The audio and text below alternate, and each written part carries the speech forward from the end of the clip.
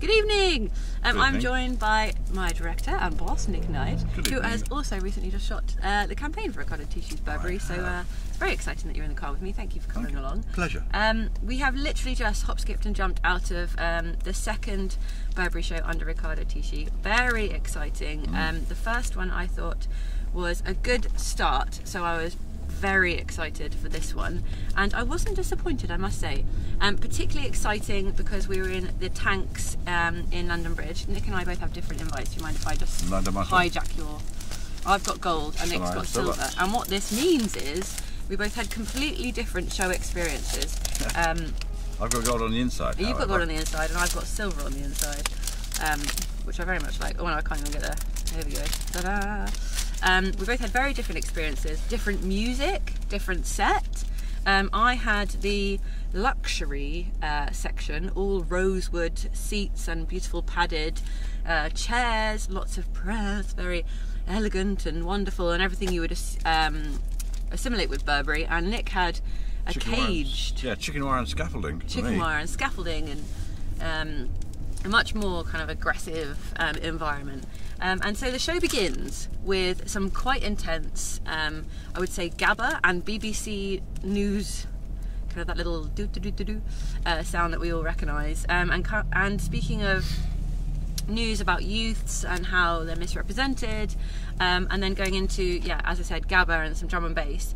The first looks I wasn't entirely sold on, partly because to me it felt a little appropriative. Lots of tracksuits and chola hair and so like kind of puffer jackets and bagginess, and I feel especially in your room that would have been a little bit from the outside looking in, and also for such a luxury house to have something that feels a little bit kind of working class culture doesn't quite sit right with me. However, saying that, some really beautiful pieces which were corsets off the shoulder with puff sleeves, and some of these were in furs and some of them were in kind of British print, and those shapes were beautiful. I absolutely love those. The absolute winner chicken dinner section for me was once the Womenswear had started and you see Maria Carla and all the wonderful models. That was absolutely fantastic. To me, that is everything that you want from a Burberry show, with everything that you want from Riccardo's designs.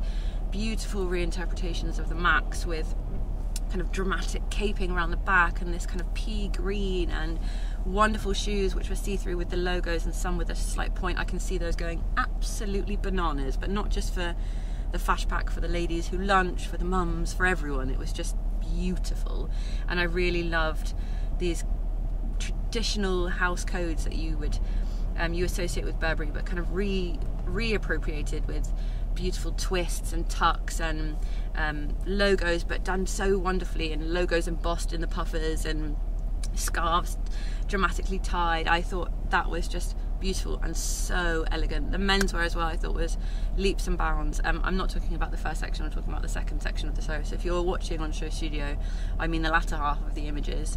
The menswear, the first half was so for me, but as I said, slightly appropriative. But yes, the menswear I thought was really strong as well. Really nice emerald Everest greens in there too, and a real nice merging. I think the previous season the menswear felt a little bit, okay, sportswear's cool, but also Burberry's very traditional, and how do we merge those two things and kind of must meet both clients at the same time? How do we do that? And actually this was the answer to that, and really beautiful tailoring with slightly younger elements, and I just thought I was absolutely thrilled.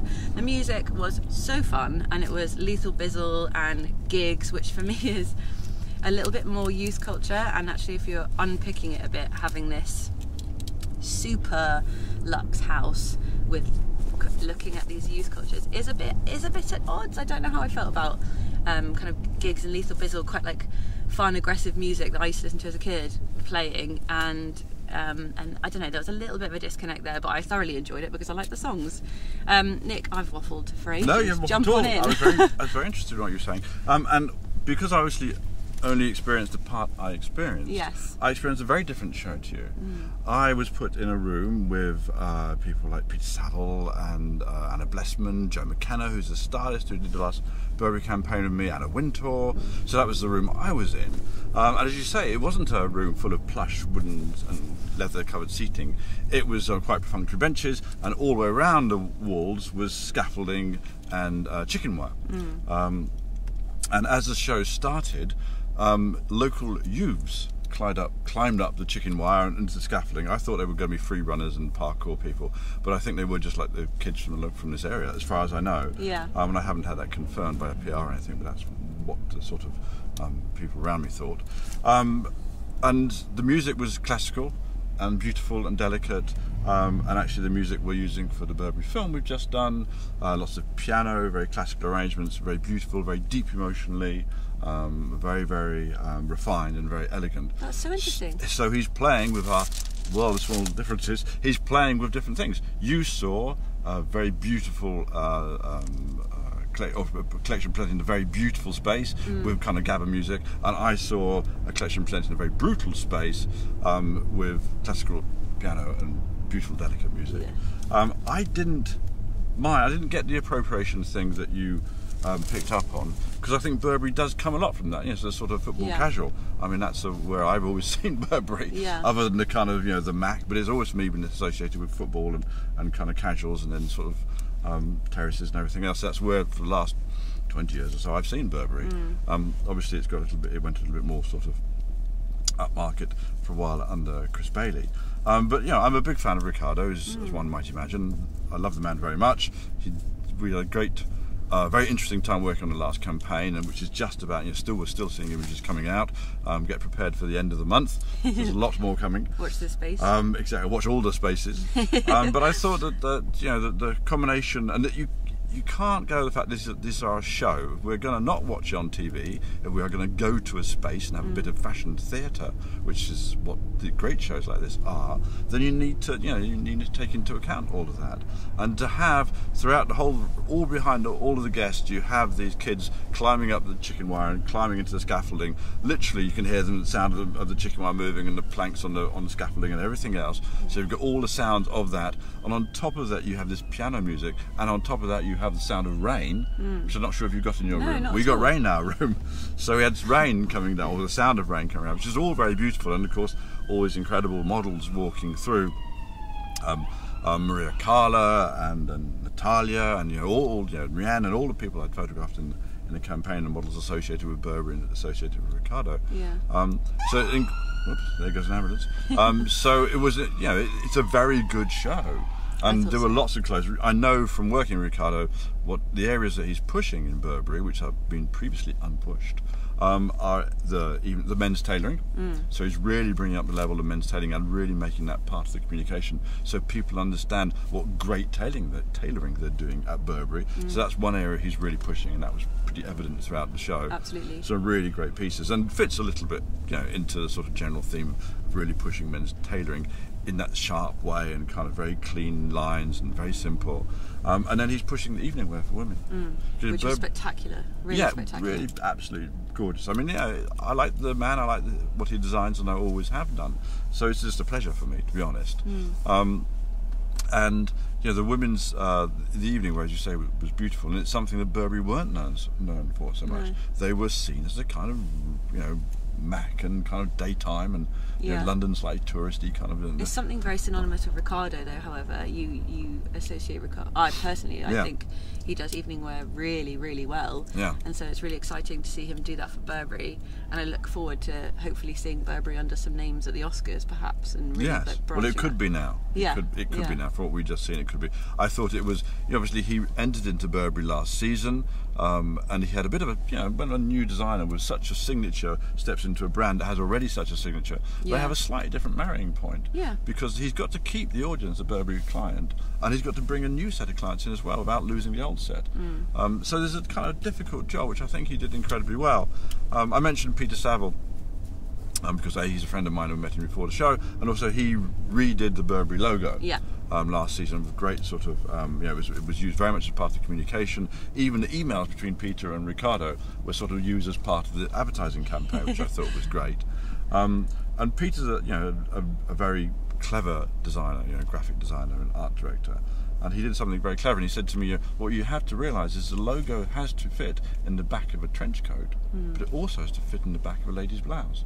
And that's quite a tricky sort of area to straddle. And I think in a way that sums up that dichotomy of having to have a logo that would look just as good in the back of a Mac as it would do in the back of a beautiful woman's blouse. Yeah. I think that's the sort of sums up a little bit the sort of task that Riccardo had to do. Peter, I think, did it admirably in his logo for Burberry. Yeah. He worked on with Paul Hetherington, who used to incidentally be our director of SHOWstudio, but we're slightly going into our personal files and closets. Subtle there. Yes. So I think that he worked on the logo, and I think in many ways that brings up what Burberry, what Riccardo had to do with Burberry, is to make it larger in its appeal, and also to marry the kind of, the Mac and the kind of blouse, and also to bring in all, as I said, all the menswear. Yeah, the menswear was really strong. I thought really, really strong. And it's interesting what you say about the logo actually, because for me, some of the best looks were where the logo was used really.